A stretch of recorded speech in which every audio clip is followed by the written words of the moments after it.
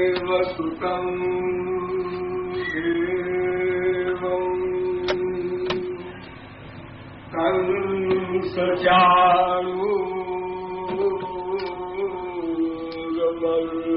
कंसचाणूरमर्दनं देवकी परमानन्दं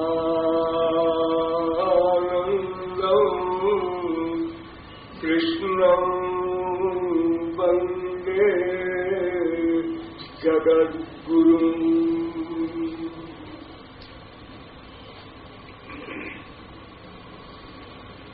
नमः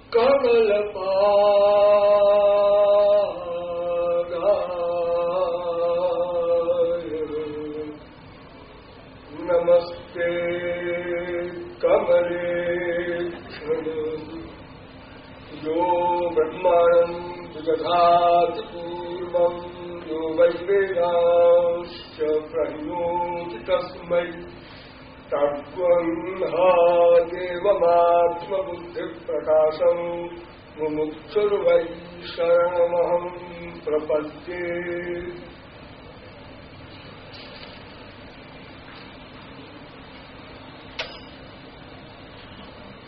अनंत कल्याण गुण गण निलय पटियान भगवान श्री कृष्ण चरण चंचलित भानुभाव। नियमानुसार थोड़ी देर हरिनाम संकीर्तन कर लीजिए। पश्चात श्री कृष्ण जन्माष्टमी के विषय पर कुछ प्रकाश डाला जाएगा।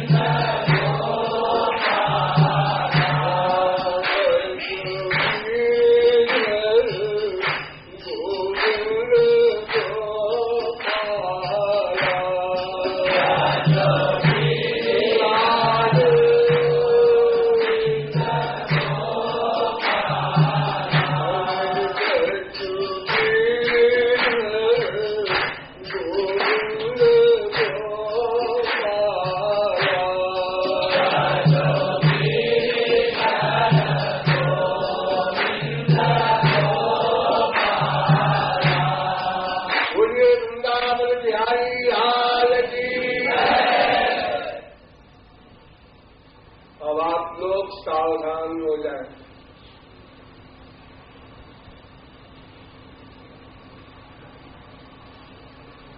संपूर्ण चेतना चेतनात्मक विश्व कुछ खोज रहा है।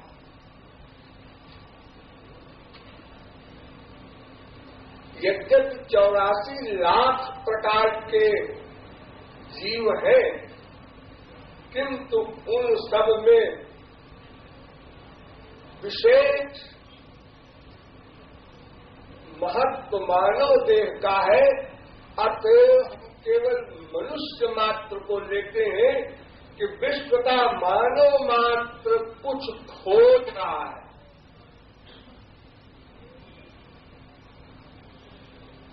कोई अत्यंत प्रिय वस्तु खो गई है, उसे खोज रहा है। और इतनी तत्परता है खोजने में कि अनादिकाल से अब तक प्रतिक्षण खोजना चलता रहा।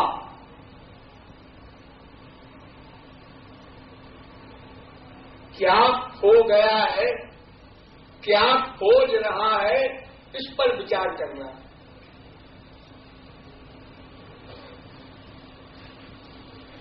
छांदोग्य उपनिषद के 8वें अध्याय के प्रथम अनुवाद का प्रथम मंत्र है,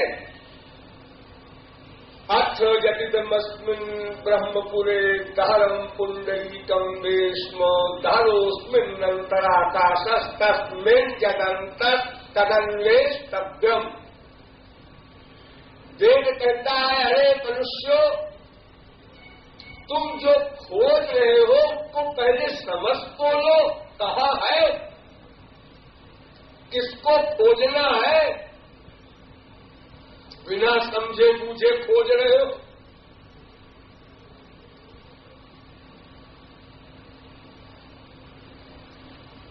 एक नगर है, उस नगर में एक घर है, उस घर में एक आंगन है, उस आंगन में वो वस्तु है जिसे तुम खोज रहे हो।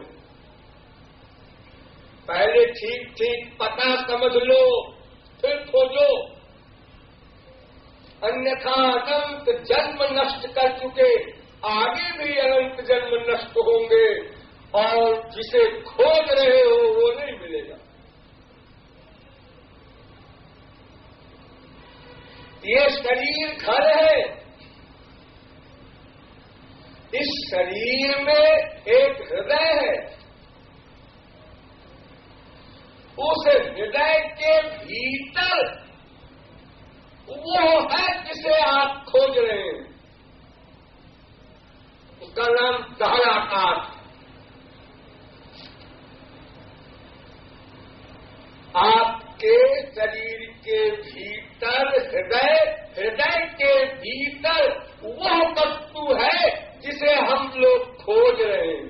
बाहर माँ में, बाप में, बेटे में, स्त्री में, पति में, धन में, प्रतिष्ठा में, विश्व के परमाणु परमाणु में खोज रहे हैं।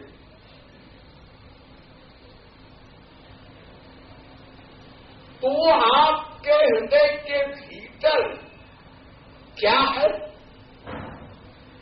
कौन है वो? अब तमाम विद्वान इकट्ठे हो गए, झगड़ालू लोग। एक ने कहा, हृदय में मैं रहता हूं, मैंने जीवात्मा। तो जीवात्मा को खोजने के लिए यह वेद मंत्र इशारा कर रहा है कि शरीर रूपी नगर के भीतर जो हृदय रूपी घर है, उस घर में जो आंगन है, खाली जगह, उसमें जीवात्मा रहती है। अभ्युपगमात् विधि ही वेद कहता है कि आत्मा का निवास हृदय में होता है। ठीक, तो ये जीवात्मा के लिए कहा जा रहा है कि उसको खोजो, उसको प्राप्त करो, तब तुम्हारी ये भाग दौड़, अशांति, 84 लाख की मार्जिन, ये त्रिगुण, त्रिदोष, त्रिकर्म, पंचक्लेश, पंचकोश, ये सब आज व्याधि समाप्त होंगी। अर्थात दुख की आत्यंतिक निवृत्ति, आनंद की आत्यंतिक प्राप्ति, ये दोनों उद्देश्य तभी हल होंगे जब मैं को पालो। और ये मैं जो है, इसे इंद्रियों से न खोजना। इंद्रिय पराहर्थार्थे भक्ष परम मन मन सत्व परा बुद्धि बुद्धेरात्मा महान परा। इंद्रिय से परे तो मन ही है, मन से परे बुद्धि है, बुद्धि से परे मैं है, आत्मा। इसलिए बुद्धि की गति नहीं है वहां। तो जब बुद्धि की गति नहीं तो इंद्रियों से मिलने का प्रश्न ही नहीं। बुद्धि लगा करके अगर तुम चाहो मैं तो जान लूं, तो इतना जान सकते हो। कितना? जो मेरा ना हो उसका नाम मैं। जो मेरा ना हो, ये शरीर मेरा है इसलिए मैं नहीं, मन मेरा है इसलिए वो मैं नहीं, बुद्धि मेरी है इसलिए वो मैं नहीं। जहां ऐसा खत्म हो जाए संबंध का मेरा मेरा मेरा, तो जो अंत में बचे उसका नाम मैं। बस इतना समझ सकते हो, बुद्धि से और कुछ नहीं समझ सकते आत्मा क्या वस्तु है। बड़ी बड़ी परिभाषाएं लिखी है।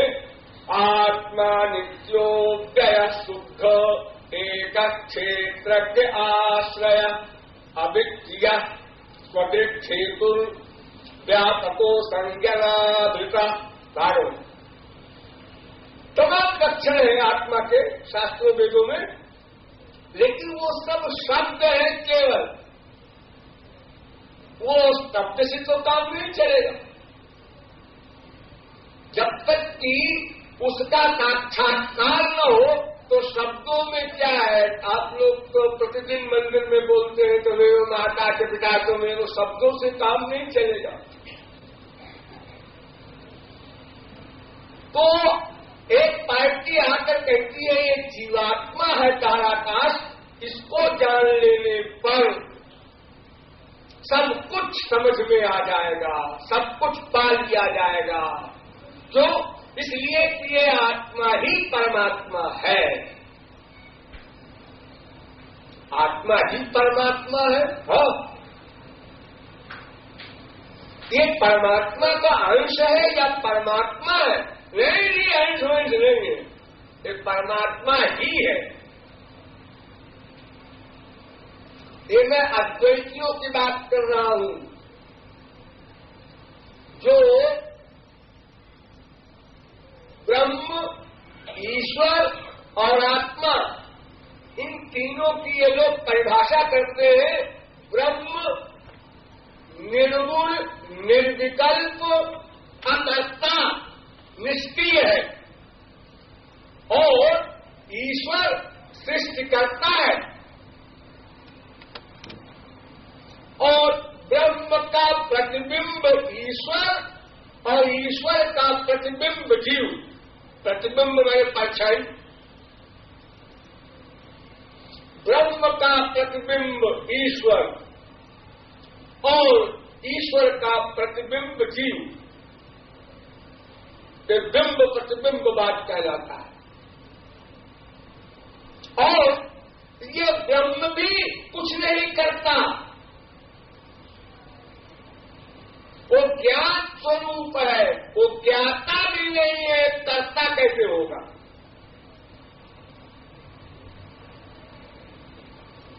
तो ये लोग कहते हैं कि ये जो आत्मा है, ताराकाश नाम का आपके हृदय में मैं नाम का तत्व, इसको जान लो, बस इसके बाद अज्ञान चला जाएगा और आपकी खोज समाप्त हो जाएगी।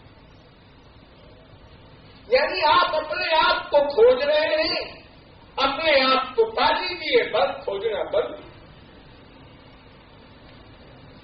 ये भ्रम ऐसा ही है जैसे कोई भोली भाली स्त्री जल्दीबाजी में अपने छोटे से बच्चे को कांच में दबा के और कुछ काम करने लगी, दूध उबल रहा था उसको उतारा और उसके बाद ढूंढ रही मेरा बच्चा कहाँ गया, हल्ला मचा रही है मेरा बच्चा गया है, तेरा बच्चा तो कांच में है, अरे हाँ मेरा बच्चा, और जल्दी में मैंने कांच में दबा लिया था, वो दूध गिर रहा था उबल करके, तो नहीं भूल गई।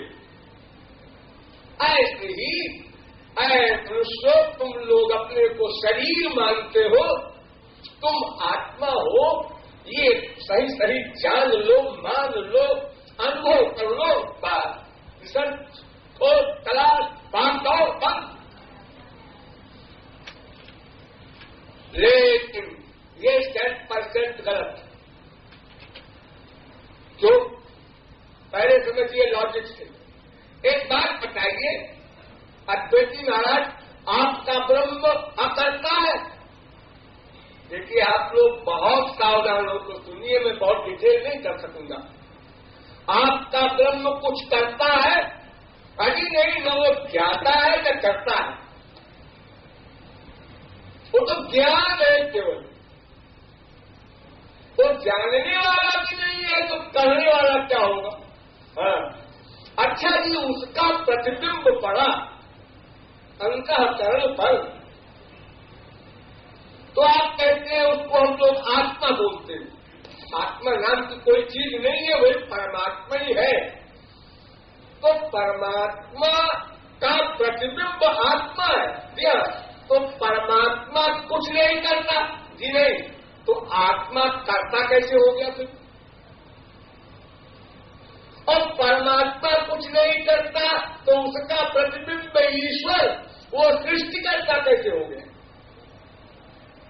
इस संसार का निर्माण आपका ब्रह्म तो करता नहीं, हाँ वो नहीं करता, तो कौन करता है? ईश्वर। वो ईश्वर क्या बनाया है? वो ब्रह्म का प्रतिबिंब है। तो जब ब्रह्म में कर्तृत्व शक्ति नहीं है तो ईश्वर में कहां से आ गई? आप लोग अपनी परछाई शीशे में देखते, जैसे आपकी नाक है वैसे तो दिखाई पड़ेगा। आप उंगली दिखाएंगे तो वो भी उंगली दिखाएगा। जब बिंब में कर्तृत्व शक्ति नहीं है, करता नहीं है बिंब मैंने ब्रह्म, तो प्रतिबिंब कैसे करता हो जाएगा? वो सृष्टि कैसे कर सकता है? वो संकल्प कैसे करेगा सृष्टि होने की? और फिर ये आत्मा करता कैसे होगा? आज जगत गुरु शंकराचार्य ने जन्माद जस से जाता इस ब्रह्मसूत्र का भाष्य किया। उस भाष्य में उन्होंने लिखा आत्मा करता है, भोगता है। तो क्यों जी आत्मा करता हुआ कैसे? हाँ, अब सुनिए लॉजिक उनका कैसे हुआ। अंतःकरण ने आत्मा को कर्ता बना दिया। वो ब्रह्म कर्ता नहीं था, लेकिन जब प्रतिबिंब पड़ा अंतःकरण पर तो अंतःकरण ने कर्ता बना दिया ब्रह्म को, यानी आत्मा को। हाँ, शांतांगारैवादित्य महंकारो जरात्मका स्वयं ज्योत्समात्मानं जनक्ति न जुक्तिमत्। कितनी हंसी की बात कि स्वयं प्रकाश ब्रह्म को, जो सदा से अकर्ता था, उसको जड़ अंतःकरण ने कर्ता बना दिया। अंतःकरण जड़ है, माया से बना है, और आत्मा को परमात्मा आप मानते हैं, तो आत्मा चैतन्य, अंतःकरण जड़, तो जड़ वस्तु ने स्वयं प्रकाश ब्रह्म को अकर्ता से कर्ता बना दिया। कैसी हंसी की बात है, कितना बात कहते। अच्छा एक बात बताओ, प्रतिबिंब जो पड़ता है वो साकार वस्तु का प्रतिबिंब पड़ता है साकार वस्तु में, जैसे आप साकार है और शीशा भी साकार है, तो आपका प्रतिबिंब उसमें पड़ता है, जल में पड़ता है।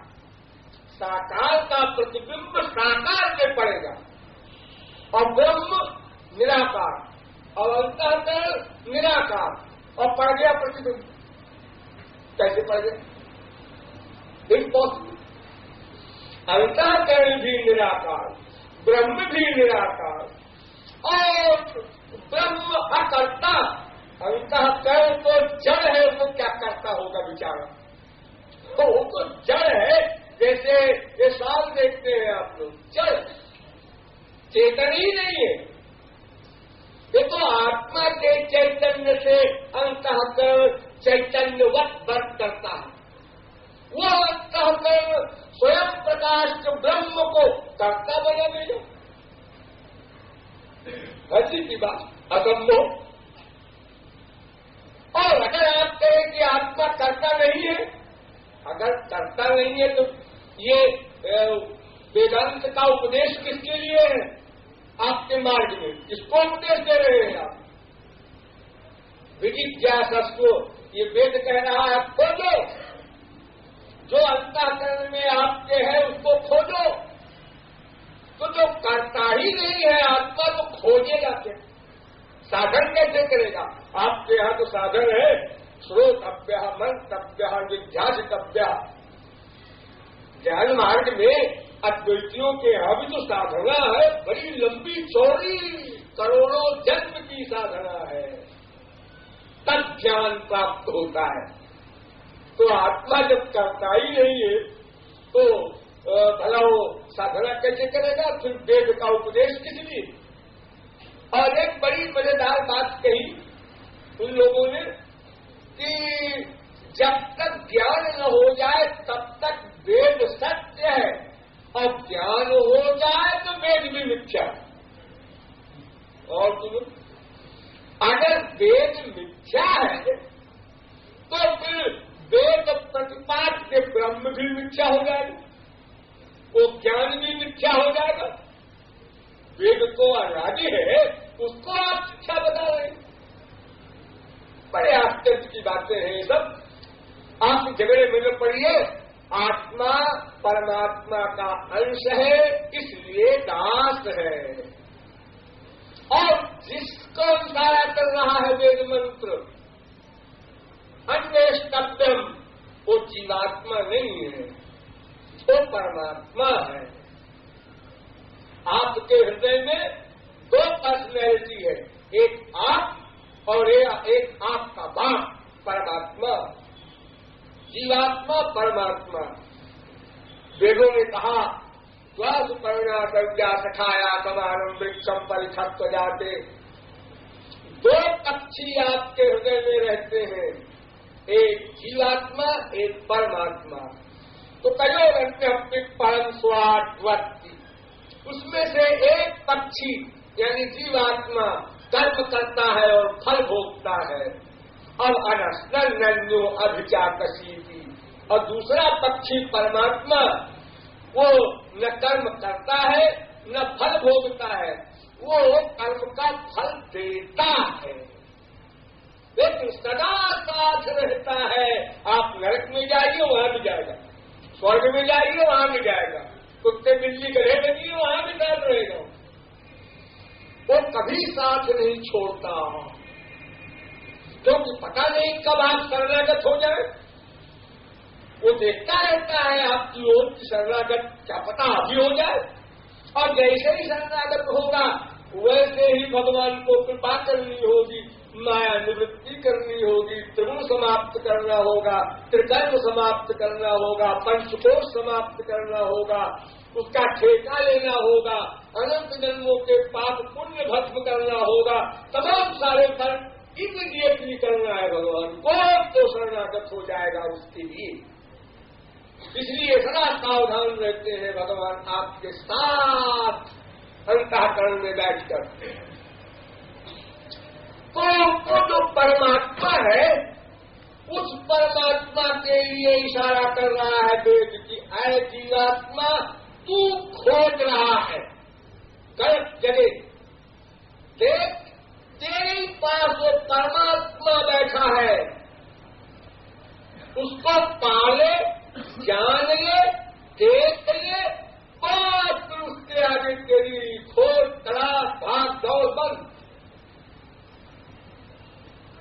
क्यों जी, आपने कैसे कह दिया कि वो परमात्मा के लिए कहा गया है? उसमें तो जहर आकाश शब्द लिखा है वेद मंत्र में। हाँ, देखिए इस वेद मंत्र के आगे पढ़िए, सर्वेषु लोकेषु ताम चारो भवति, एष आत्मा अपहृत पापमा विजरो विमृत्युर्विशोको विजिघत्सो पिपासा सत्य कामा सत्य संकल्प।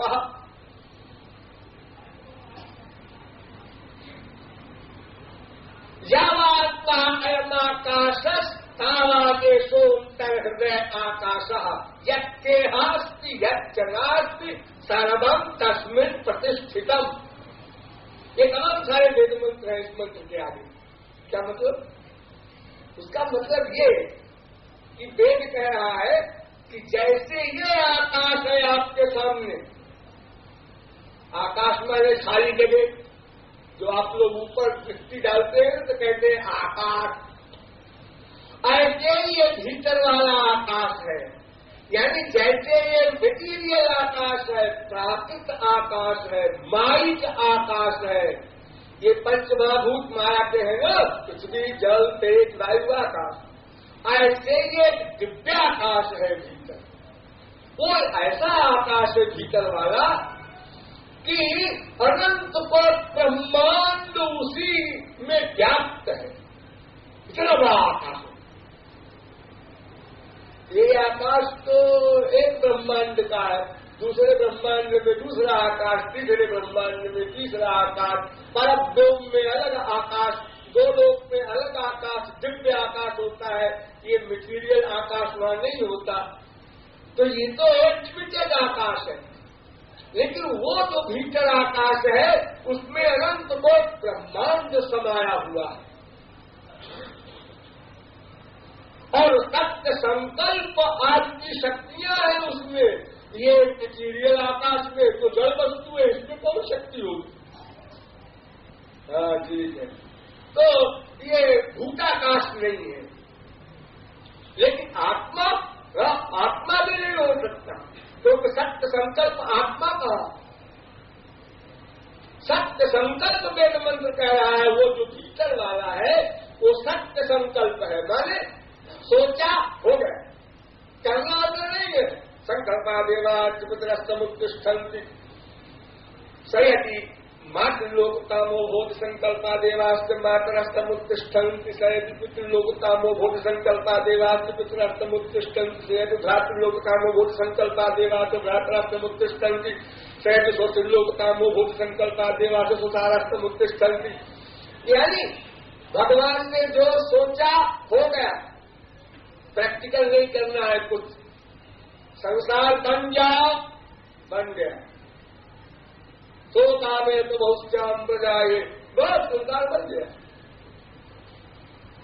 तद इच्छा तो स इच्छान चक्रे, अनेक वेद मंत्र। तो सत्य संकल्प परमात्मा है, जीवात्मा नहीं। अच्छा छोड़िए इसको। इस वेद मंत्र के अर्थ के विषय में अद्वैतियों के आचार्य से लोगों ने पूछा, भाई आप लोग क्या कहते हैं? ये आगे वाले वेद मंत्र तो बता रहे हैं कि ये जीवात्मा नहीं है। तो शंकराचार्य ने भाष्य किया इस वेद मंत्र का, इति चात्मत्वा परित पापमत्वादयश्च गुणा न भूताकाशे भवन्ति जीवाशंका पुण्यवंतिका। ये जो दिव्य गुण है इस तंत्र के आगे लिखे हुए, ये जीवात्मा में भी नहीं है तो भूताकाश में क्या होंगे? इसलिए परमात्मा ही है। ये शंकराचार्य ने अपने भाष्य में लिखा। वेदव्यास को मालूम था कि लोग इस वेद मंत्र में चक्कर काटेंगे और गलत फलत डाउट पैदा करेंगे, तो वेदव्यास ने दसियों वेदांत सूत्र बना दिए इसी एक वेद मंत्र के लिए। पहला कहर उत्तरेभ्य, आय मनुष्यों, ये जो मंत्र है, अथ यदिदमस्मिन् इस मंत्र के आगे वाले मंत्र भी पढ़ो, तब अर्थ निकलेगा। कहर उत्तरेभ्य, फिर आगे एक और बनाया ब्रह्मसूत्र, गति शब्दाभ्याम तथा हितम लिंगं च, और उसमें कोटेशन भी लिखा, तथा हिरण्य निधि। कोई व्यक्ति सोने के देवराज के ऊपर से चल रहा है, घर में सोना घड़ा है, निहित मक्षे प्रज्ञा ऊपर जुपर संचरण को न बिंदेयुरेमा प्रजा सर्वा हर हर गच्छन्ते तम ब्रह्मलोकम न बिंदन चलते न प्रत्यूढ़ा। देख कह रहा है कि जैसे किसी के घर के अंदर बहुत सारा सोना गड़ा हो और वो भिखारी वाला भीख मांग रहा, उसी के ऊपर चल रहा है, 3 फुट खोदे अगर नीचे तो बहुत बड़ी संपत्ति गड़ी है, लेकिन बेचारे को मालूम नहीं है। ऐसे ही ये सारे अज्ञानी मनुष्य बाहर ढूंढ रहे हैं आनंद, मम्मी पापा बेटे बीवी पति पैसा, तुम लोग हमको आनंद दे दो। उन लोगों ने एक्टिंग भी की, माँ ने चिपटाया, हाँ बेटा आ जा, बाप ने भी चिपटाया, बीवी भी, कुछ मिला तो मिला नहीं, हालत वही फटीचर है, मरते मरते तक हालत में कोई परिवर्तन नहीं और दानी सब बन गए। तो भिखारी को क्या दान करेगा, बेचारा वो खुद आपकी आशा कर रहा है। वो माँ इसलिए खुश हुई जब आप पेट में आए थे कि बेटे से हमको सुख मिलेगा, उसने पहले ही प्लान बना लिया है स्वास्थ्य का, वो आपको क्या सुख देगी बेचारी भिखारी। वो माँ वो बाप वो बेटा वो बीवी क्या देंगे, अगर देना भी चाहे ये भी हम मान ले तो क्या देगा, जो कुछ है ले लो, क्या है तेरे पास, कुछ नहीं है तो क्या दे रहे हो, वही कुछ नहीं वही कुछ नहीं, ले लो बाबा और क्या करूंगा। तो फिर कह रहा है ऊपर के ऊपर संचलन को न बिंदेमा सर्वा प्रजा अहर हर गच्छन्ते तम ब्रह्मलोकम न बिंदन्ति अनृतेन प्रत्यूढ़ा। अज्ञान के कारण ये उस परमात्मा को नहीं समझ पाए, बाहर ढूंढ रहे हैं मेटीरियल प्राकृतिक जगत में, प्रकृति की वस्तुओं में, जहां पर की वस्तु की प्राप्ति होते ही आगे का लोक पैदा हो जाता है। 1 मिनट को बेचारे को चैन नहीं लेने देता। क्या हुआ, फिर रात्रि खुल गई, कितने की 1 करोड़ की, तो बड़ा आनंद आया होगा, बड़ा आनंद आया। आप ये करें क्या उसको, अब 1 करोड़ को क्या करें,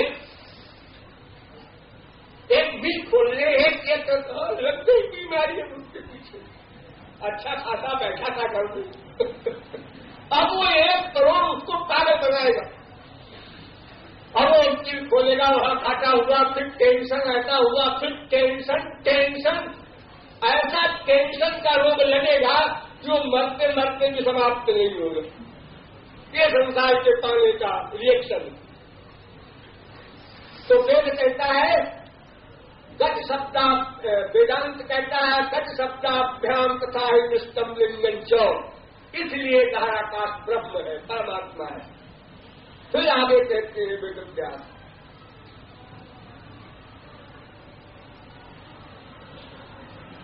वेदेत्यम महिम्नोस्त्यात्मनुपलब्धे, ब्रह्मसूत्र बनाया फिर इसके लिए कि ये बताओ कि वेद मंत्र कह रहा है कि ज्ञावा पृथ्वी जो विधृते तिष्ठता, ये धाराकाश जो भीतर वाला है ये संपूर्ण ब्रह्मांड को धारण किए हुए है। तो क्या जीवात्मा धारण करेगी अनंत ब्रह्मांड को ये तो बेचारी अपने को नहीं धारण कर पाएगी, संसार को धारण करने की बात कहां से आई। फिर आगे बनाया ब्रह्मसूत्र प्रसिद्धेच, यानी को ही वाण्यात प्राण्यात देश आकाश आनंदो न स्यात्, इस वेद मंत्र के अनुसार वो आनंद ब्रह्म है, इसलिए प्रत्येक जीवात्मा आनंद को खोज रहा है। फिर आगे ब्रह्मसूत्र बनाया चल परामर्शात सहित चेत यहाँ संभवात। अगर कोई कहे कि जीवात्मा भी ऐसा ही हो सकता है, ना असंभव है। जीवात्मा न अनंत ब्रह्मांड को धारण कर सकता है, न सत्य संकल्प हो सकता है।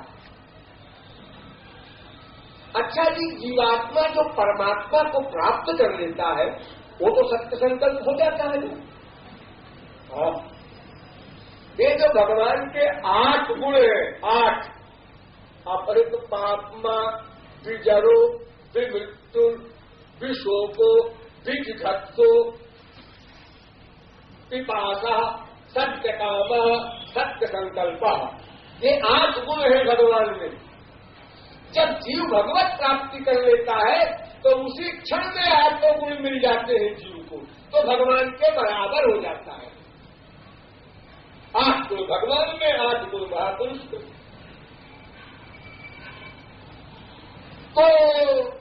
तो वो जीवात्मा ही तो है, वो महात्मा बने। हाँ, लेकिन उत्तराच्चेदाविर्भूत स्वरूपस्तु वेदांत सूत्र फिर बनाया इसके लिए वेदव्यास ने। अरे वो तो भगवान की कृपा से मिले हैं 8 गुण। 8 गुण जीव में थे नहीं, वो तो भगवान ने दिए हैं। और ये वेद मंत्र तो कह रहा है कि जो दहराकाश भीतर है उसमें 8 गुण है। आपकी स्मृति जो फिर बनाया ब्रह्मसूत्र, स्मृतियों में भी, गीता वगैरह में भी ये बात बताई गई है। इदं ज्ञानमुपाश्रित्य मम साधर्ममागता, ये ब्रह्म को, भगवान को पाकर के जीवात्मा भगवान के बराबर वाला धर्म वाला बन जाता है, भगवान नहीं बन जाता। भगवान के जो 8 गुण है जीवात्मा को मिल गए। लेकिन ध्यान दो, महापुरुष और भगवान में आनंद बराबर, ज्ञान बराबर, जीवन बराबर, सब शक्तियां बराबर भगवत प्राप्ति के बाद। लेकिन एक लेकिन लगा, वो क्या? जगत व्यापार वर्गम भोगमात्र साम्य लिंगाच्य, सृष्टि करने का काम किसी महापुरुष को नहीं दिया गया, वो भगवान स्वयं करते हैं। इसलिए वेद कहता है कि वो वायुमान भूतानि जायन्ते ये न जातानि जीवन्ति यत्फयन्त्य विषम विशन्ति तद्ब्रह्म विजिज्ञासस्व। जिससे विश्व उत्पन्न हो और जिससे विश्व की स्थिति हो और जिसमें विश्व का लय हो, वो केवल ब्रह्म है, कोई महापुरुष नहीं। और कोई महापुरुष क्यों चाहेगा ऐसा काम? पूजा कबार का काम है तो अनंत जन्मों को जीवों के गंदे गंदे कर्मों का फल दिया जाए, उसके गंदे गंदे कर्मों को नोट किया जाए, ये सब काम कोई महापुरुष चाहेगा क्यों?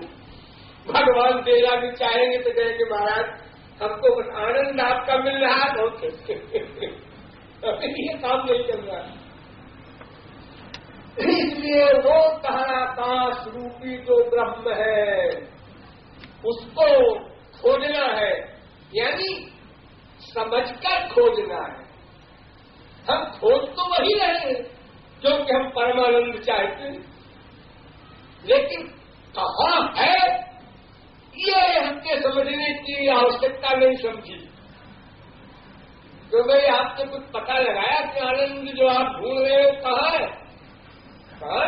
अरे सब बिखरे जा रहे हैं, जहाँ जहाँ सब जा रहे हैं वही सही चीज है। संसार में कमकल अधिक है कि बुद्धिमान अधिक है? कमकल अधिक है, तो कमकल की भीड़ अधिक होगी। एक चला, दूसरा भी चला, तीसरा भी चला, सब इकट्ठे होते जा रहे हैं। क्या बात? पता नहीं सब इकट्ठे हैं, हम खड़े हो गए हो और क्यों इकट्ठा हो गए? उनने कहा भाई है क्या? उनने कहा यही पूछ रहा हूं क्या है, क्यों इकट्ठे हैं लोग? ऐसा संसार है। बाप ने धोखा खाया, शादी किया, बच्चे पैदा हुए, एक एक बच्चे के पीछे टेंशन, अशांति, खूब दुख भोगा और अपने बेटे की शादी के लिए परेशान है। बेटा जल्दी शादी करो, तुम भी भोगो हमारी तरह, तुम आराम से क्यों बैठे हो? हाँ आज शादी हो गई, बात अब ठीक है। सब बहुत हो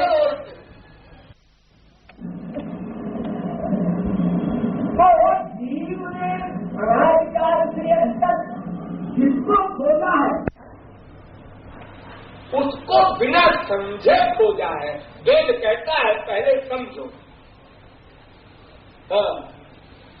तो परब्रह्म परमात्मा कौन है? आज उनकी जन्माष्टमी है, कृष्ण जन्माष्टमी। ये कृष्ण शब्द का अर्थ आप लोग जानते हैं? कृष्ण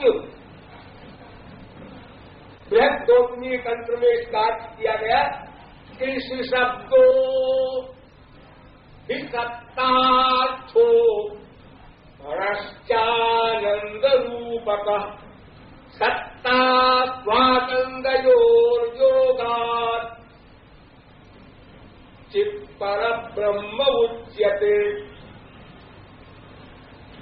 कृष्ण माने सत्ता, नित्य वस्तु, और अनंत दिव्यानंद।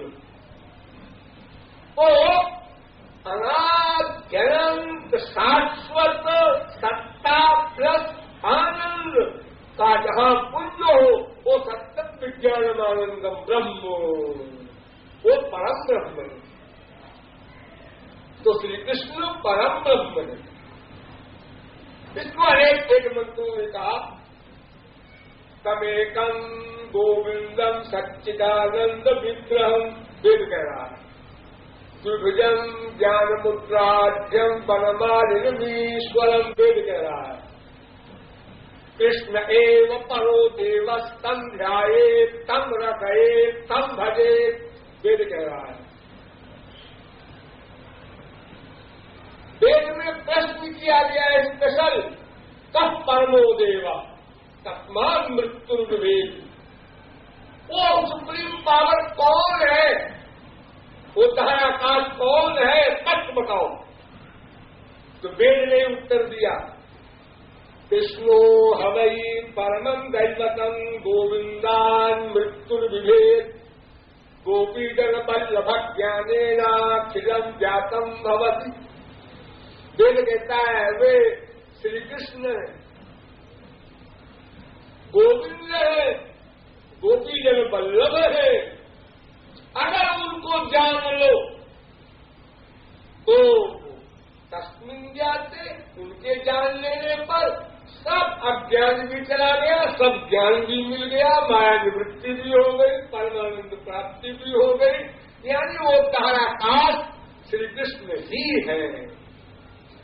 कृष्णो हवै परमो देवा सर्वधेश्वर परिपूर्णो भगवान गोपी गोपसेव्यो वृंदाराधितो वृंदावनाधिनाथा स एक एवेश्वरा तस्य हवै ज्योतिर्नारायणोऽखिल ब्रह्मांडाधिपतिरेको स प्रकृते प्राचीनो नित्या तस्य शक्तयस्त्वनेकधा रागिनी संधिनी क्रियाद्याः इत्यादि। वेद कह रहा वो परात्पर पूर्ण ब्रह्म, सुप्रीम पावर, दहराकाश श्री कृष्ण है, जो अभी 5000 वर्ष पहले आए। ध्यान दीजिए,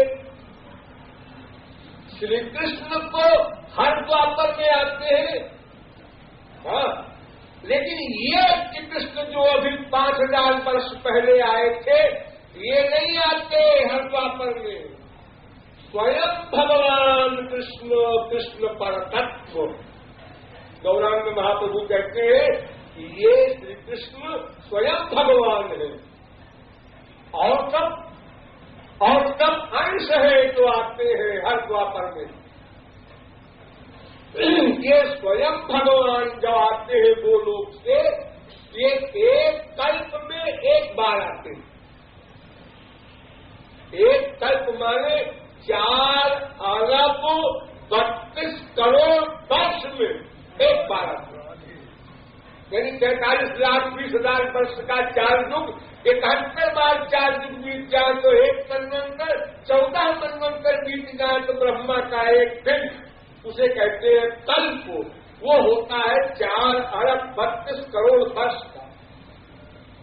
इतने दिन में एक बार स्वयं भगवान कृष्ण का अवतार होता है, जो अब 5000 वर्ष पहले हो चुका है। इसीलिए ध्यान दीजिए, श्री कृष्ण भगवान है, इसी बात को वेद व्यास को बार बार कहना पड़ा। अन्ये त्वंसकला प्रोक्ता कृष्णस्तु भगवान स्वयं। और जितने अवतार हैं वो श्री कृष्ण के अंश के अंश के अंश है। हर सब भगवान, ये ध्यान रहे, जितने अवतार हैं सब भगवान के ही स्वरूप हैं, लेकिन भगवान के तमाम सेक्शन हैं। पहला सुनिए, एकं महाकाष्ठी, द्वितीयं त्वंडसंस्थितम्, तृतीयं सर्वभूतस्थं तानि ज्ञात्वा प्रमुच्यते। नारदपांचरात्र। श्री कृष्ण ने अपना सबसे पहले 3 पुरुषों का रूप बनाया। पहला कारणाणोसाई, दूसरा उनसे उत्पन्न गर्भोदशाई, तीसरा उनसे उत्पन्न क्षीरोदशाई। ये जो आप लोगों के अंतःकरण में भगवान बैठा है ना, ये क्षीरोदशाई है। ये समस्त जीवों के हृदय में बैठकर जो आइडिया नोट करते हैं, ये भगवान के नंबर 2 स्वरूप कारणाणोसाई के स्वरूप, गर्भोदशाई के स्वरूप, क्षीरोदशाई के स्वरूप। एकन्नानावताराणां निधानं बीजमव्ययम्। ये जो मैंने बताया कारणाणोसाई, सब इन्हीं के अवतार हैं। जितने अवतार हैं श्री कृष्ण के अवतार नहीं कुल। श्री कृष्ण के अवतार केवल एक है अवश्य, उनका नाम है बलराम। स्वयं भगवान के अवतार है बलराम। बाकी जितने अवतार हैं वो पुरुषावतार हैं। इसलिए कहा गया कि एते चांस कला पुंसा, पुरुष के अवतार है। पुरुष माने वही 3 पुरुष जो मैंने बताए। कारणाणोसाई महाविष्णु है वो, उनका दूसरा नाम महाविष्णु है, जो अनंत कोटि ब्रह्मांड के अध्यक्ष है, वो महाविष्णु। और ये जो विष्णु है आपके ब्रह्मांड में, ये एक ब्रह्मांड के अध्यक्ष है। तो अनंत कोटि ब्रह्मांड में अनंत कोटि ब्रह्मा, अनंत कोटि विष्णु, अनंत कोटि शंकर होते हैं। इन सब का एक अध्यक्ष महाविष्णु है। वो महाविष्णु में श्री कृष्ण के अंश है। विष्णुर्महान् सह्यजस्य कला विशेषो गोविंदमात् पुरुषं तमहं भजामि। इसलिए भगवान कहा गया। देखिए, आप लोगों ने भागवत को पढ़ी होगी और आज भागवत सुनाने का प्रचलन भी है। मैं वेदों में चक्कर काट रहा हूँ, थोड़ा भागवत में चलिए। बहुत बढ़िया निरूपण भागवत में किया है। इतना बढ़िया निरूपण किसी ग्रंथ में नहीं है। वेद से लेकर रामायण तक हमारा चैलेंज है। और एक श्लोक इतना बढ़िया किया है वेद व्यास ने। वदन्ति तत्तत्त्वविदस्तत्त्वं यज्ञानमद्वयम् ब्रह्मेति परमात्मेति भगवानिति शब्दते।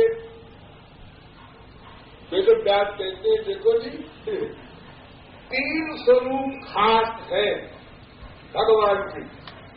3, एक का नाम ब्रह्म,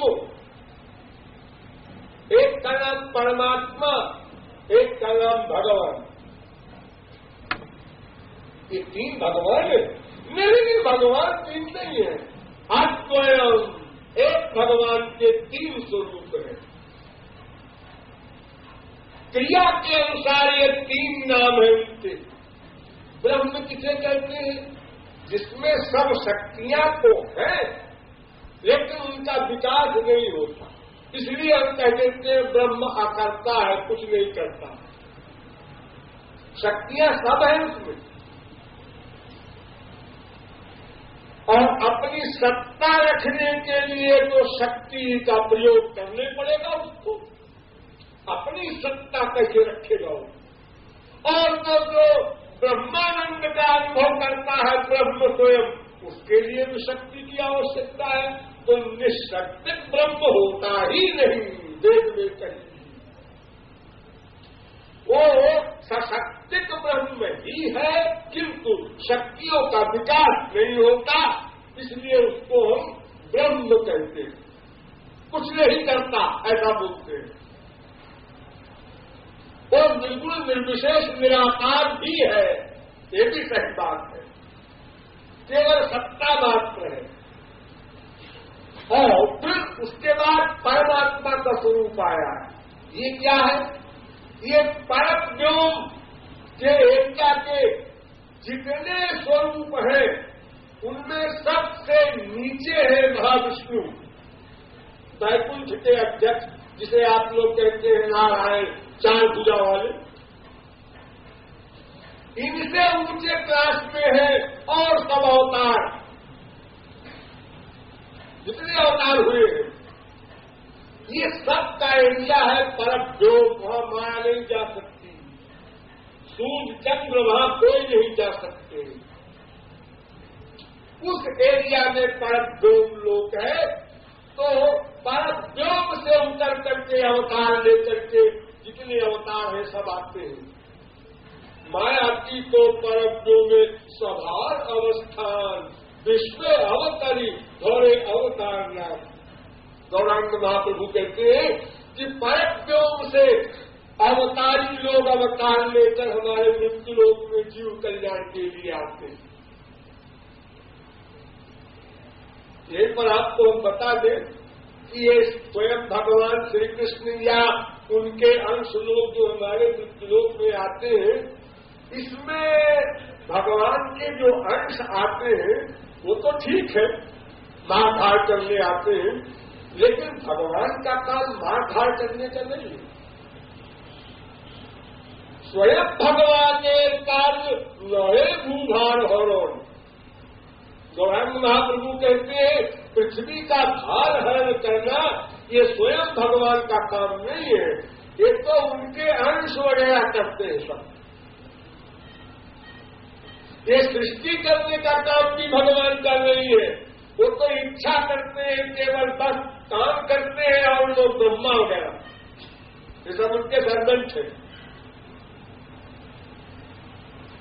तो एक व्यास ने बार बार इशारा किया कि भगवान उसे कहते हैं जिसमें सब शक्तियों का प्राकट्य हो। जो ब्रज में अवतार हुआ था श्री कृष्ण का, सारी शक्तियां प्रकट हुई। और देखते आए थे दिन करने, लेकिन सब भूल भाल गए। 6 दिन की उम्र में पूतना को मारा, 81 दिन की उम्र में शकटासुर को मारा, 1 वर्ष की उम्र में तृणावर्त को मारा, 2 वर्ष 2 महीने की उम्र में जमलार्जुन का उद्धार किया, 3 वर्ष की उम्र में अघासुर बकासुर को मारा, 4 वर्ष की उम्र में ब्रह्मा का मोह भंग किया। 5 वर्ष की उम्र में कालिया दमन किया, 6 वर्ष की उम्र में रास किया, 7 वर्ष की उम्र में धेनुकासुर को मारा, 8 वर्ष की उम्र में गोवर्धन धारण किया और 9 वर्ष की उम्र में सुदर्शन को मारा, 11 वर्ष की उम्र में अरिष्ट राक्षस को मारा और 11.5 वर्ष में सबको मार मूर के मथुरा कर दिया। यानी भगवान किसे कहते हैं? उन्होंने कहा मैं प्रारंभ से ही बताए दे रहा हूं भगवान किसे कहते हैं। वरना तो बड़े कायदे कानून से जैसे सब अवतारों ने किया है ऐसे करना चाहिए था इनको भी। पैदा होते ही जेल से बड़ा कोई डकैत विश्व में आज तक ऐसा नहीं हुआ, पैदा होते ही बाप को लेकर फरार। ये स्वयं भगवान के कार्य है। उन्होंने तो सोचा विचारा नहीं कि मृत्युलोक में आए हैं, ऐसा नहीं करना चाहिए, मुझे लोग क्या कहेंगे, कोई पहचान लेगा, कितनी बातें हो रही है, स्वयं भगवान है। लेकिन ऐसा कमाल है भगवान का कि देखते सुनते समझते हुए भी सब नासमझ बने हैं। बड़ी सभा में शिशुपाल ने सैकड़ों गालियां दी। तो ब्रह्म कुछ नहीं करता, शक्तियां सब है। परमात्मा शक्तियां प्रकट होती है, पूरी पूरी नहीं, ये सविशेष साकार है। और भगवान ये सगुण सविशेष साकार भी है और संपूर्ण शक्तियां भी प्रकट होती है। यही भगवान श्री कृष्ण है। इन्हीं का दूसरा रूप परमात्मा, इन्हीं का तीसरा रूप ब्रह्म है। देखो यो समझो, जैसे आप लोगों ने आम देखा है, आम, दशहरी आम, लंगड़ा आम, चौसा आम को देखा दूर से, आम आ गए, आ गए, मौसम आ गया आम का, देखा बस आगे चले गए, जेब में पैसा नहीं, क्या क्या करना, और पास गए, हाथ में लिया, सूंघा, अच्छा खुशबू बड़ी अच्छी है, लेकिन पैसा नहीं, वो भी चले गए। अब तीसरे साहब पे देखा, सूंघा, पैसा दिया, चूसा, तो जिसने केवल देखा वो ब्रह्म, जिसने देखा प्लस सूंघा वो परमात्मा, और जिसका पूर्ण रसास्वादन हुआ वो भगवान का स्वरूप। दूर से आप देखें लालटेन कहीं पहाड़ पर कोई पेड़ पर टांग दे और दूर से आप देख रहे हैं अंधेरे में, तो आपको लालटेन नहीं दिखाई पड़ेगी, केवल लाइट दिखाई पड़ेगी। और जब बिल्कुल पास पहुंच जाएंगे, अरे लालटेन है चल रही है, मैं समझा कोई भूत है। तो दूर से देखते सूर्य को देखते हैं, यहाँ से सूर्य एक लाइट दिखाई पड़ता है। जब आप सूर्य लोक में जाएंगे तो सूर्य का शरीर भी देखेंगे।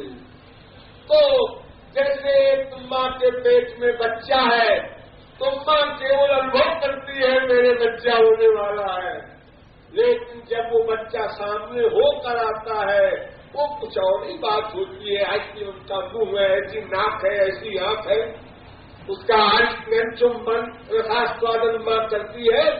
ऐसे ही ब्रह्म का स्वरूप तो दूर का स्वरूप है और सबसे समीप का भगवान का स्वरूप है। एक व्यास ने निरूपण किया। और ये पहले स्कंद के दूसरे अध्याय का 11वां श्लोक है भागवत।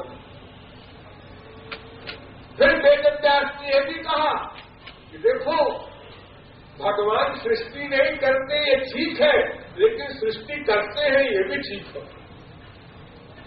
सएदम ससर्जाग्रे भगवानात्ममायया सदसद्रूपया चासो गुणमय्या गुणो विभु। ये भी पहले स्कंध के दूसरे अध्याय का 30वां श्लोक है। इसमें कह रहे हैं वेदव्यास कि वो अपनी योग माया से पूर्णमयी माया के द्वारा संसार को प्रकट करता है, बनाता है, यानी संकल्प करता है वो, फिर उसका ज्ञान बलराम वासुदेव करते हैं, फिर क्रिया बलराम करते हैं, यानी श्री कृष्ण, वासुदेव और संकर्षण, ये तीन मिलकर सृष्टि होती है।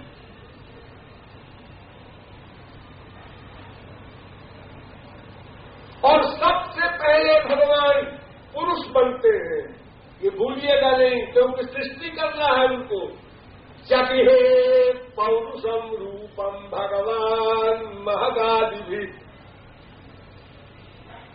पहले स्कंद के 30वें अध्याय का पहला श्लोक, भगवान कहते हैं कि मैंने पुरुष रूप धारण किया, वो कारणाणोसाई। तो कारणाणोसाई भगवान ने आंख से देखा प्रकृति की ओर, तब सृष्टि का कार्यक्रम प्रारंभ हुआ। श्री कृष्ण ने सोचा, बस और कुछ नहीं किया। फिर महाविष्णु ने देखा। देखिए, बहुत लोग आपको मिलेंगे जो कहेंगे भगवान निराकार है, ये सृष्टि के बाद में लोगों ने गढ़ा है कि साकार हो गया। फिर तो देखता है कि छिटमस्त पंचभूता है, मिट में तथ्य चराचरम।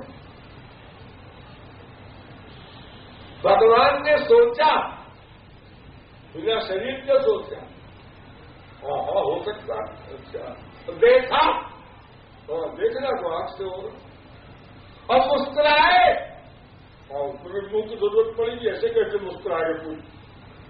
इसका मतलब शरीर है। दीक्षितम स्मितम असुप्तम चास्य महाप्रलया। तो जितने भी वर्ग भगवान के वेदों में बताए हैं सृष्टि के पहले, वो सब साकार के। निर्विशेष ब्रह्म अगर मानोगे तब तो ब्रह्म सूत्र वेदांत का अर्थ ही नहीं बनेगा। जैसे एक ब्रह्म सूत्र है, अथातो ब्रह्म जिज्ञासा, पहला, इसके भाष्य में शंकराचार्य ने लिखा, शुद्ध बुद्ध मुक्त स्वभावम सर्वज्ञम सर्वशक्ति समन्वितम ब्रह्म।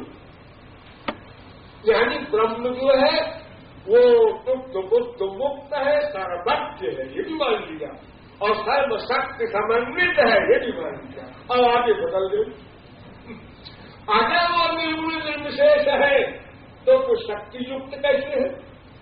और फिर इसके आगे वाला है ब्रह्मसूत्र, जन्मात् जस्य यतः, यानी जिस भगवान से इस संसार का प्राकट्य हुआ उसको ब्रह्म कहते हैं।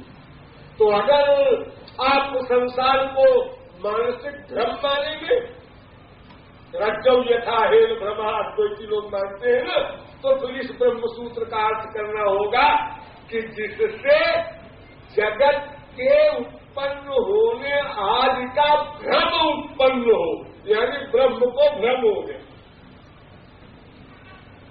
कंफ्यूजन हो गया सर्वज्ञ ब्रह्म को।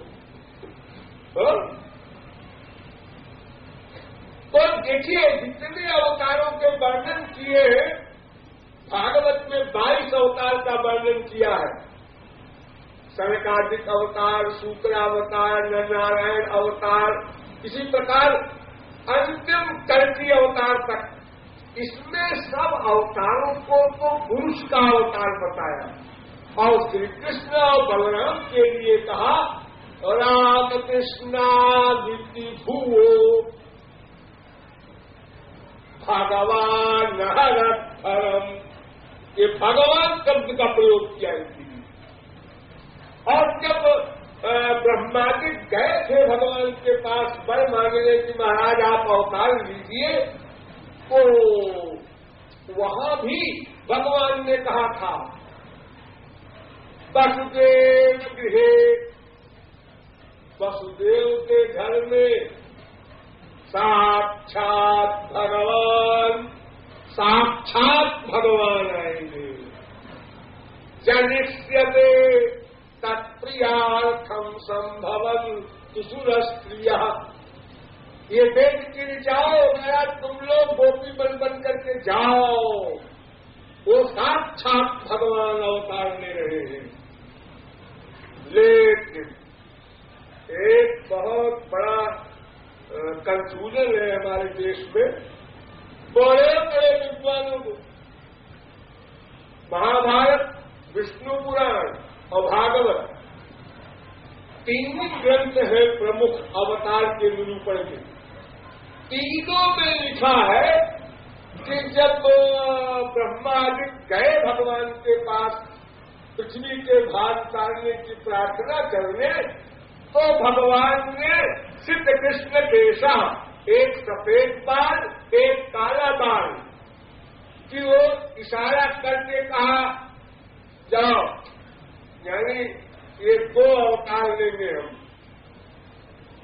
कृष्ण बलराम सफेद गौर वर्ण के और श्री कृष्ण काले वर्ण। ये आप करते हैं हमारे देश में बड़े बड़े विद्वान। अगर आप 10% करा, जो एक बात बताइए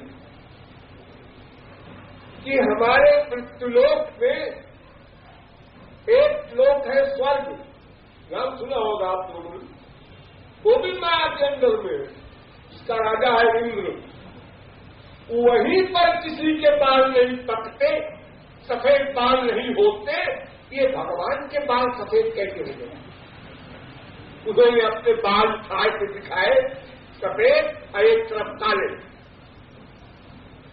तो अगर उम्र के अनुसार भगवान के भी बाल काले सफेद होते हैं, तो फिर अनादिकाल के भगवान के बाल काले कहां से रहेगा? सफेद हो जाने चाहिए। एक बाल सफेद एक काला, ये उखाड़ के भगवान ने दिखाया कि अवतार लेके ये दोनों जाएंगे।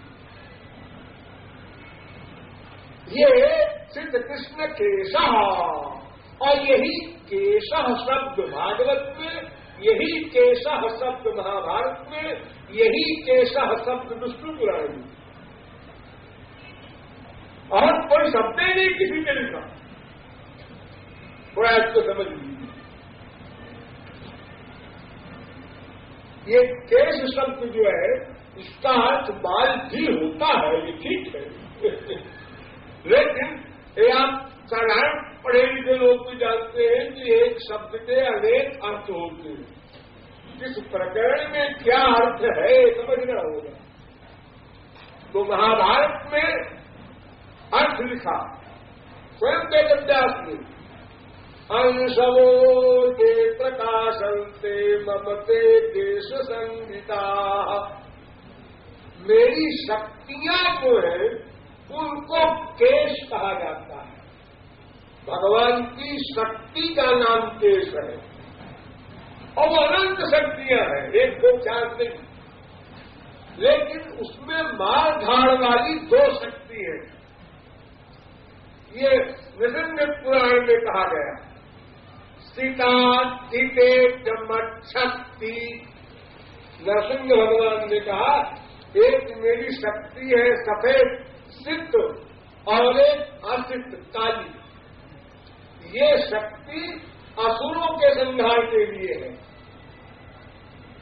तो जो असुरों को नष्ट करने वाली शक्ति है वो हर द्वापर में आती है।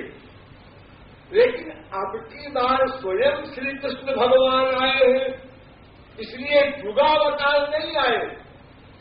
युगावतार श्री कृष्ण में लीन हो गए। तो इशारा कर रहे हैं भगवान कि ये जो सिद्ध असिद्ध मेरी दो शक्तियां हैं, यही भूभाग काल में भी, ये तो छोटी मोटी बात है, तुम लोग जाओ निश्चिंत होके, हमारे पास ये दो शक्तियां हरी है, तो हमसे नीचे वाली है भाई, युगावतार की। और भगवान तो पूर्णावतार है, इसलिए भगवान कहते हैं ये सिद्ध कृष्ण केश, ये सीता सिद्ध शक्तियों के नाम है। ये बाल नहीं है, केश माने। और कुछ आचार्यों ने तो यहां तक अर्थ किया है कि सिद्ध शंकर जी, कृष्ण, विष्णु और का माने ब्रह्मा, उनके ईश भगवान, ब्रह्मा विष्णु शंकर के ईश स्वयं भगवान अवतार लेकर के आएंगे। अस्तु भगवान अपि विश्वात्मा भक्तानाम भयंकर आविवेशान सुभागेन मन आनक दुंदुभे।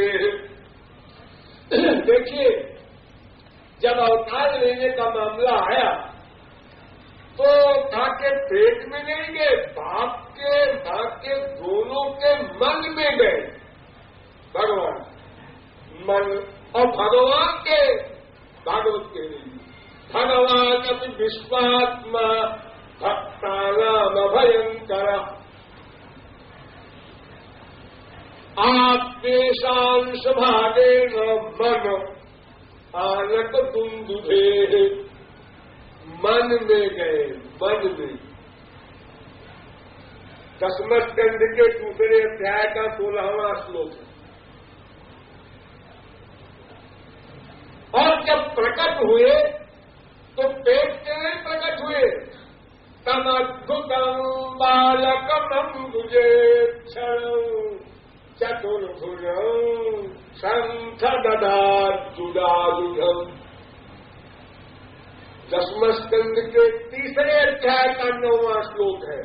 4 भुजा से भगवान प्रकट हुए देवकी के आगे, और जब प्रकट हुए तो वसुदेव और देवकी दोनों ने स्तुति किया भगवान मान करके। त्वत्तोच्य जन्म स्थित संयमान विभो तदन्त्यनीहा दमुरा कविक्रियात् त्वयीश्वरे ब्रह्मणिनो विरुध्यते पदाश्रयत्वादुपचर्यते गुणैः। दसम स्कंद के तीसरे अध्याय का 19वां श्लोक। स्तुति कर रहे हैं कि महाराज आप दो विरोधी धर्म वाले हैं, सृष्टि करते हैं और करता भी है। आपकी इच्छा नहीं है और आप कामना भी करते हैं।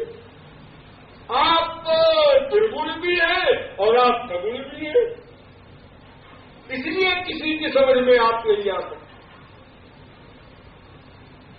ये वसुदेव जी ने कहा, देवकी ने भी स्तुति किया। रूपम व्यक्तमाद्यम ब्रह्म ज्योतिर्निर्गुणम निर्विकारम सत्तामात्रम निर्विशेषम निरीहम तत्वम साक्षात विष्णुरध्यात्म दीपा। आप देखिए कि श्लोक की व्याख्या में नहीं कर सकूंगा, इतना टाइम नहीं है। मैं केवल ये बता रहा हूं कि इन लोगों को मालूम था ये साक्षात भगवान है। स्तुति किया इन लोगों ने मां बाप ने। तो इसके बाद क्या हुआ? इसके बाद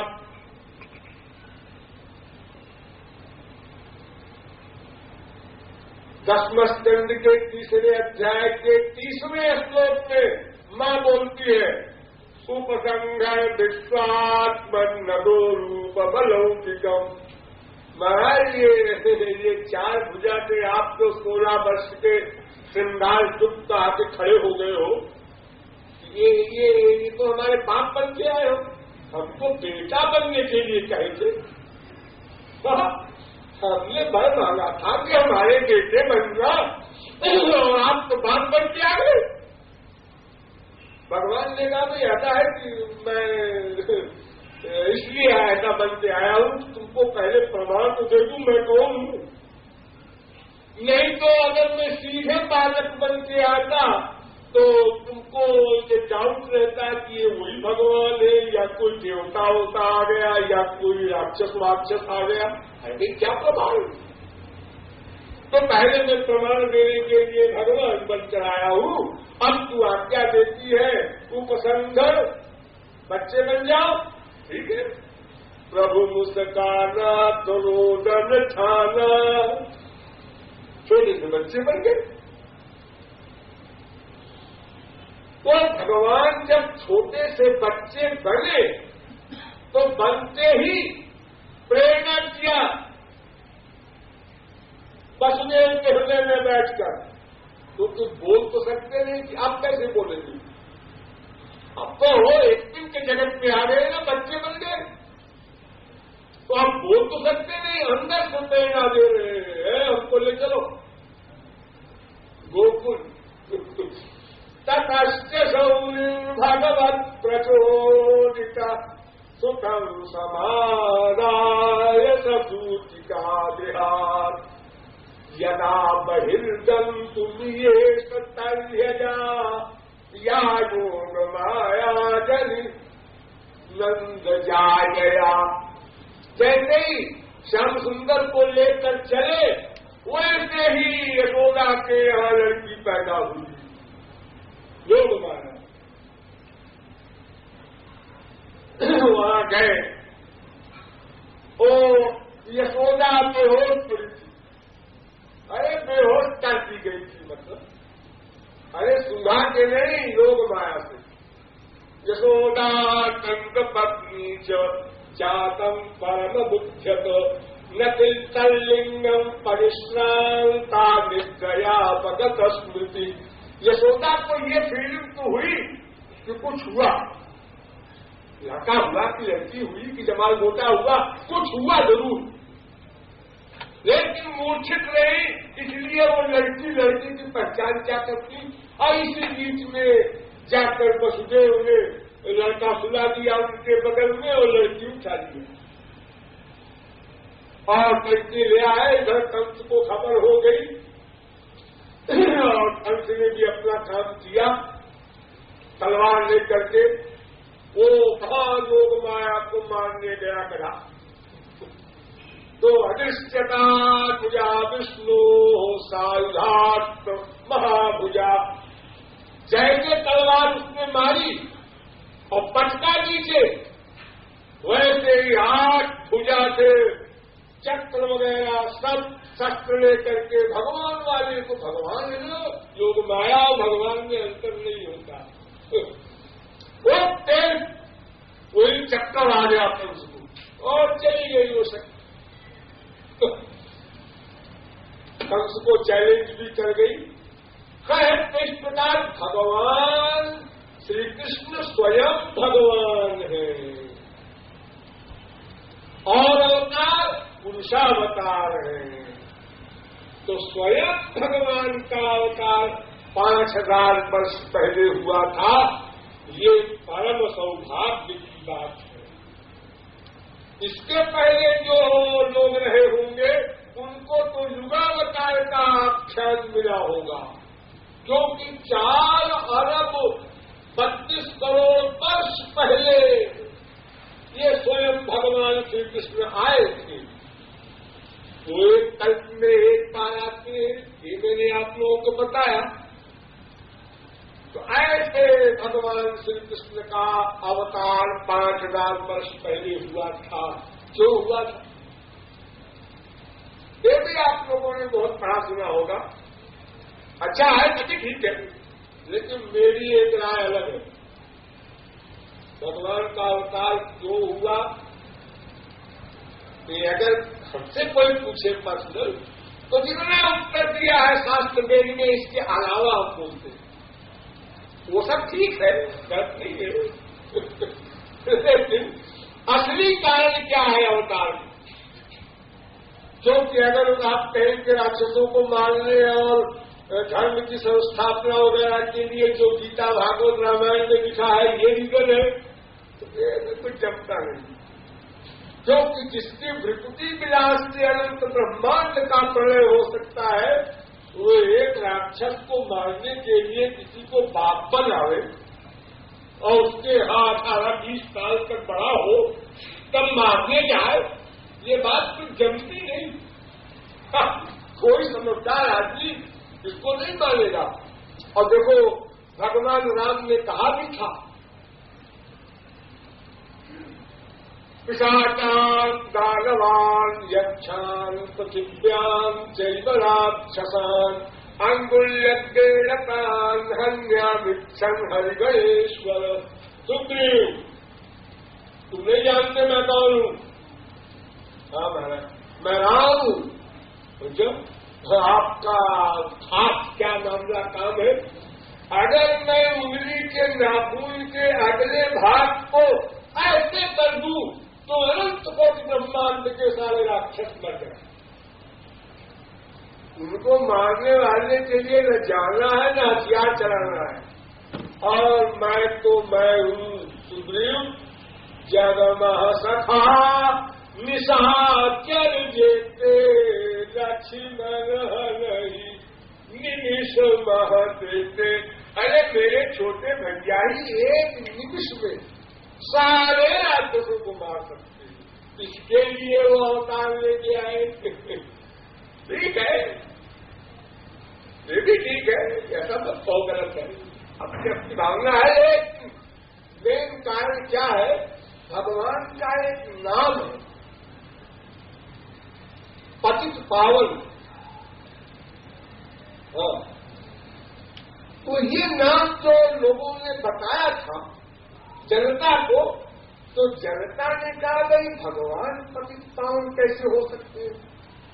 क्यों?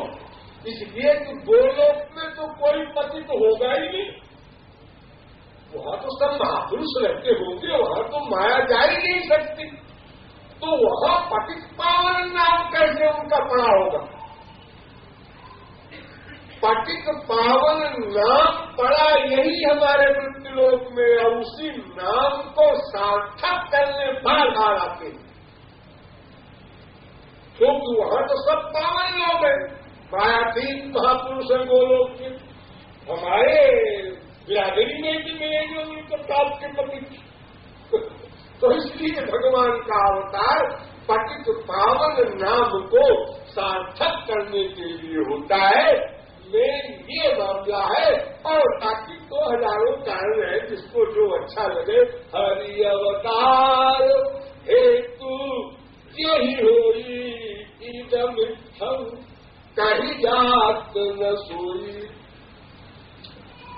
कारण अनंत है, अनंत कारणों में जिस व्यक्ति को जो कारण अच्छा लगे वो मान ले। भगवान स्वयं कहते हैं, वेद व्यास भी कहते हैं, मेरे जन्म का मेरे कर्म का कोई कारण नहीं हुआ करता। कारण तो उसका होगा जो किसी के अंदर में हो। मेरे लिए कोई भी कर्म करना किसी कारण से नहीं होता।